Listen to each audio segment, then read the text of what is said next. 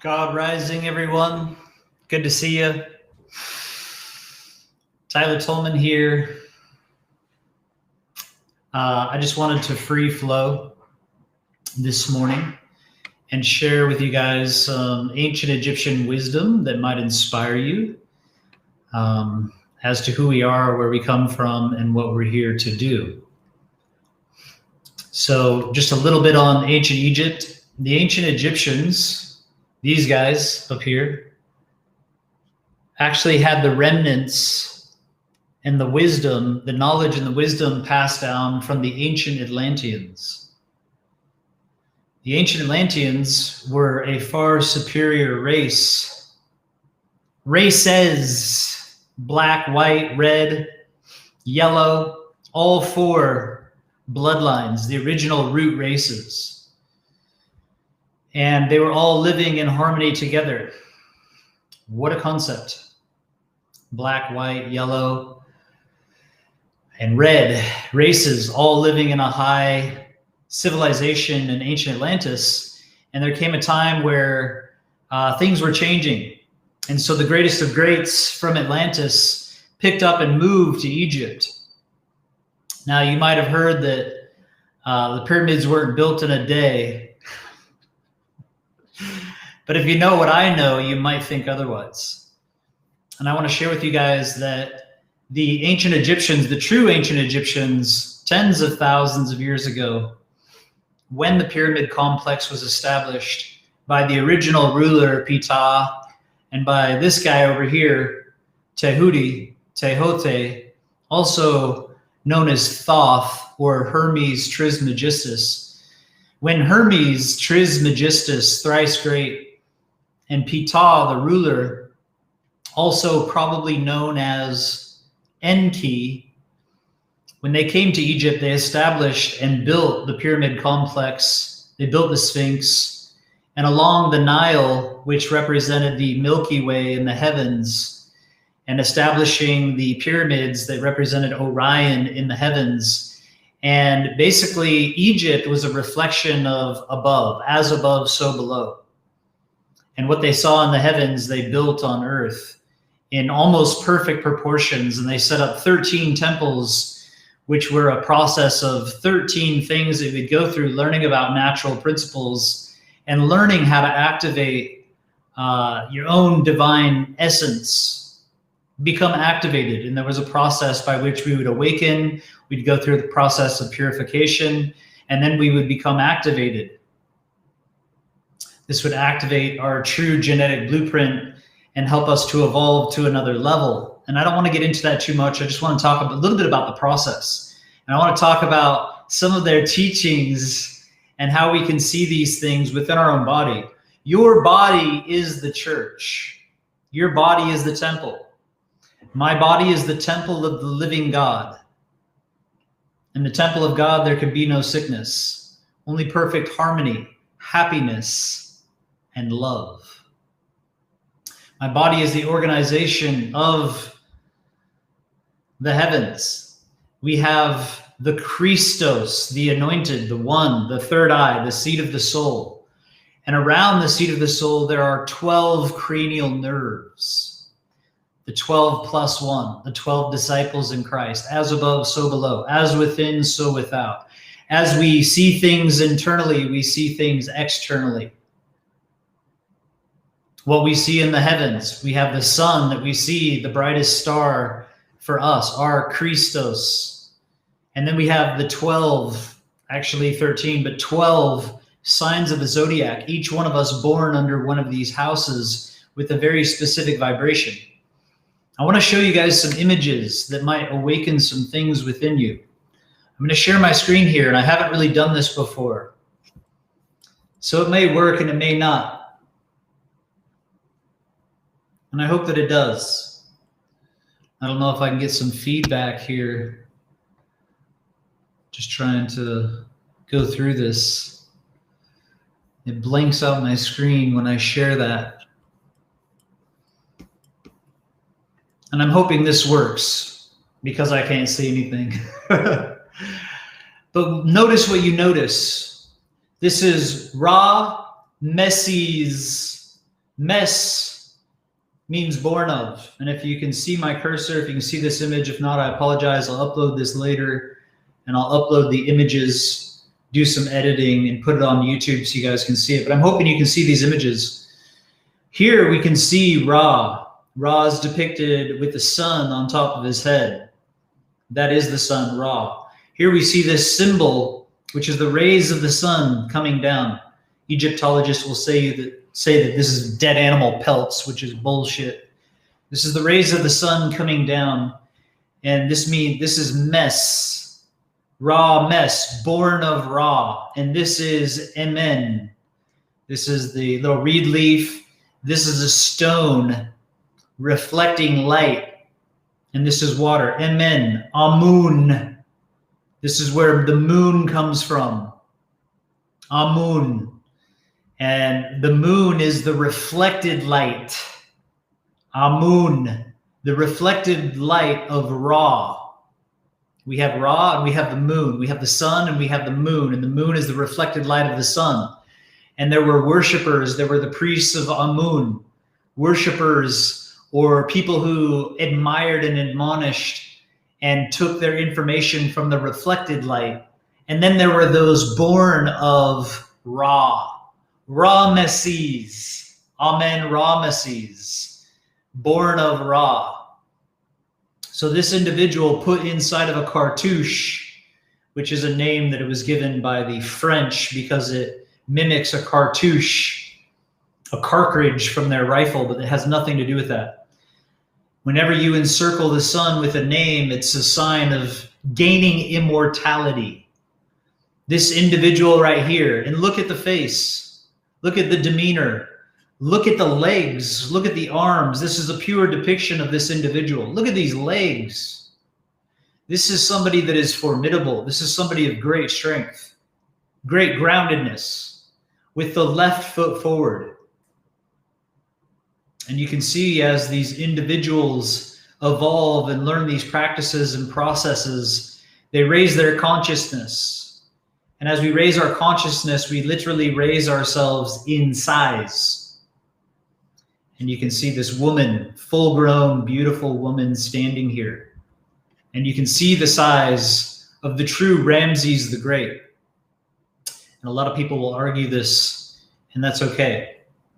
Everyone can believe what they choose. But what is this individual doing? Left foot forward, right foot back. Look at the tools that he has. Look at what's on my head. Why did all of the kings for thousands of years wear a crown? A crown of gold. This has a piece that weaves back and forth down the central part of the brain. Between the two hemispheres of the brain, there's a channel of energy. And this piece hemisyncs the brain. The gold around the crown activates and enhances the cranial nerves. This piece down the center connects. So for thousands of years, a lot of times this central piece was left out and we just had the crown. But the original crowns come from the ancient Egyptians and the ancient Atlanteans. And it was actually a tool to hemisync the brain and make this thing into a more divine receiver of information, a pure channel of our soul star, so that we are in a direct connection. Okay, so there's this piece. And then what is he holding? These are bars made of pure gold. And if you can zoom into it, you'd actually see on these bars are written in cartouches his name. And I actually have these bars. I can see them right over there. I could grab them and show them to you. But I've had these gold bars remade and put cartouche. You can get a cartouche with your name put into it. But why? Why make a crown? Why have these bars? Because there were practices, very specific practices of posture and breathing and visualization and toning. And there's a lot of great masters that are tapping into this. Wim Hof is one of them. Wim Hof is tapping into the breathing methods and exercises that purify the blood through the lungs and create a circulatory system that purifies the soul. It boosts the immune system. It oxygenates the body. It does so much. And he's really onto it. And this is an ancient practice as well. The ancient Tumu, the Buddhists and different cultures continued these practices. But that was only one part.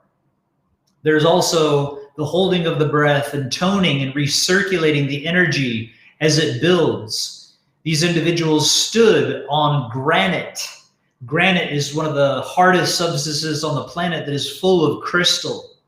And when we place pressure on the crystal, it accumulates a piezoelectric energy that starts to build and come up through the body. It grounds us, but this energy also circulates and comes up. And as we stand in specific positions, if you go look at the Temple of Luxor, this entire Temple of Luxor, the Temple of Man, and you can find entire massive volumes from architects, one architect in specific that stayed there and lived there. I have it just here. Schwaller de Lubitz, the Temple of Man. This entire temple built on the exact proportions of the human body, and in stone there's sacred mathematics and vibrations that uplift the individual. What is he doing? There are 12 specific exercises that enhance and bring energy into the 12 cranial nerves. And at each one of these temples, they were learning one specific movement and breathing and ritual to enhance the senses. This is the first one. The original name of Egypt was called Ta-Meri, the land of the heart. Eventually it was called the land of Kiem or Kem, which represented the black sands. Kem means black.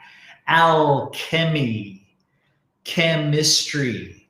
This is where the true alchemy and chemistry, mathematics and sacred geometry, this is where it all originates. Originally Atlantis and then ancient Egypt. The first ritual that you would learn, Plato learned this, Pythagoras learned this, every initiate that stepped onto the path, going down the path of their own evolutionary process, learn this one first. This specific cranial nerve is attached and wraps around the heart. This increases the energy of the heart. And there's a sense attached to each one as well. We have 12 specific organs and 12 senses. The first organ being the heart, and the first sense being sight. And there's a process that I would love to teach every individual as it was taught to myself. But there's a process that we need to go through, a purification. This is why I teach fasting. This is why I teach lifestyle. Let food be thy medicine be thy food. But to eat when you are sick is to feed your sickness. Learning to fast, to purify. Getting into alignment with the true principles of nature. And then we can start to learn these higher principles. And you can correct your vision even if you have Coke bottle thick glasses. There are processes by which you can start to increase the energy of the heart and improve your vision. Foods that you can eat, the doctrine of signatures, signum natura, carrots, carotenes, alpha and beta carotene, enhancing blood flow to your eyes. There's exercises that you can do to remove the lymph and the toxicity, because it's the congestion in the head that puts pressure on the eyes that leads to macular degeneration and glaucoma. And then there's processes by which you can build this energy and start to see. And once we have clear insight and vision 2020, then we move beyond that. We can move into insight. But there are 12 specific postures and processes to enhance our senses. First, the original 5: sight, sound, smell, taste, and touch. And then we start to move into the higher senses, the intuition, the imagination, the ability to communicate through telepathy, the transmission of ideas without having to speak. All of these practices.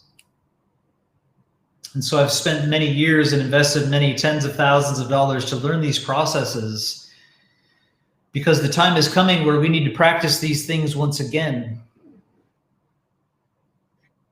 And a lot of people will cry, oh, Freemason, or oh, Illuminati, or oh, this or that. And it's like, no, original teachings. These are the teachings of the Bible. These are the teachings of the truth. These are the teachings. Where did Christ go when he was born? He went to Egypt. He went through this process. Where was Moses? Moses, Ra Moses. It's the same linguistics. Moses was raised and trained in all these processes and was one of the most formidable, amazing men.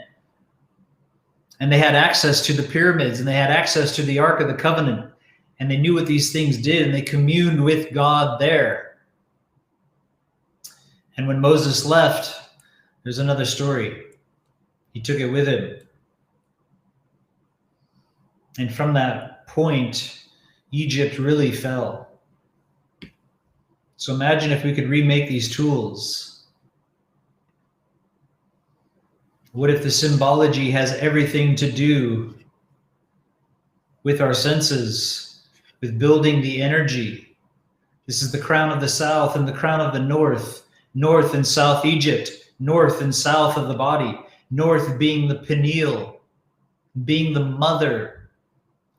The vulture was considered the greatest divine mother because it would tear its own flesh to feed its young. It was the greatest intuition. The Egyptians took a vulture every time they went to war because the vulture would go to the winning side and they would know who was going to win the war. And then the energy of the south, this is the kundalini. This is the sexual sacred energy. Eve was tempted by the snake. This is the energy that builds up and goes up the spine. And the two connected. This is a mathematical equation. The hemi, semi, demi, quaver, an equation of which if we can unlock, we will find immortality. Few people have ever even heard these terms. It's the 164th note. So inside of our brain, we have these 12 cranial nerves. You can just look up 12 cranial nerves on Google. This is what you will see. And it will talk about the different senses, but they don't know all of it. They only know a little bit. And science isn't talking about all of the senses. They don't talk about imagination, your ability to imagine and think and see on a level outside of the physical. They don't talk about that being a sense. There's only so far we can get. And then we need to go into metaphysics. Look at this.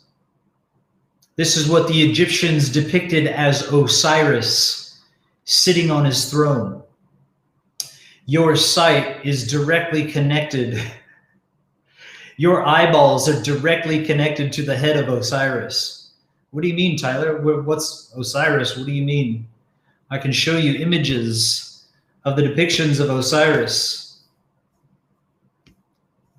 I hope I have it on this one. I may or may not. All you got to do is look up Osiris. This is the image of Osiris. The head of Osiris, the legs bound together, sitting on the throne. This is Osiris inside of your brain, sitting on the throne, the Godhead, our divine parentage. And there's Osiris and Isis. Trippy stuff when you start to get into this. And you start to look at the 12 cranial nerves and their relationship to the 12 signs of the zodiac, its relationship to the 12 senses and the 12 organs, and the processes by which we can go about raising our senses, becoming more in tune.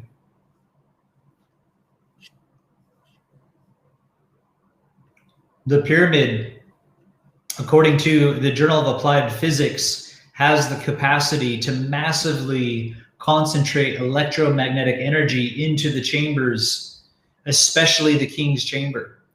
There was a process by which the initiate would go for 3 days. First, underneath the Sphinx from the Nile passed in front of the Sphinx, and then they would get off the ship after they'd gone through these 13 initiatory processes at the temples. And then they would go underneath the Sphinx and stay for 3 days in the subterranean chamber connected to Alpha Draconis, overcoming fear. And then up into the Queen's chamber, which was a high resonic chamber, and build their sound body. And then up into the Sekhem chamber. Sekhem having to do with Sekhem energy, the circulation of electromagnetic energy through the body. And this is where the electromagnetic energy was concentrated into the Sekhem chamber, and the initiate would come into the presence of the Ark of the Covenant. He had gone through the process of such purification and activation that he was purified and worthy of standing in front of the Ark. And only then he could look between the Ark, and it was two cherubim angels in this massive box, the most powerful tool ever created. Whether it was created here or in some other world, it was housed in the pyramid. And there he could commune with God. And that energy and that power was the greatest power in existence, the greatest power to heal and the greatest power to destroy. Here's an image. We've all stood around here doing the exact ritual that I discussed earlier, standing with the bars, going through the breathing and the process to build this energy inside the heart first. The 12 cranial nerves, branches of 24 hours in a day, 2 cycles of 12. And we all know through traditional Chinese medicine and the ancient Egyptian teachings that the clock is going through energy of different organs throughout different times of the day. At 1 in the morning, 1 a.m., the energy's in your liver until 3 a.m. From 3 to 5 a.m., then it's in the lungs. From 5 to 7 in the colon. From 7 to 9 in the stomach. And each one of these organs is specifically attached to one of our senses. And there's a process by which the initiates for 30 days a year would go through a process of performing these rituals of building this energy to fully regenerate their gallbladder between 11 and 1, and their small intestine and their urinary bladder and their heart. And these specific times might not be perfect. There are different teachings of the different times, but the whole point is to learn these very specific ritual practices and breathing techniques to enhance the energy and truly regenerate, fully regenerate our organs.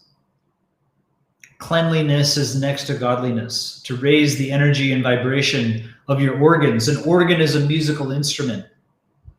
Your organs all have their own specific vibration and tune, and we can tune our organs. And when our organs are in tune, we are healthy. We are not in dis-ease. We are in harmony. And I'm fully committed to teaching this process.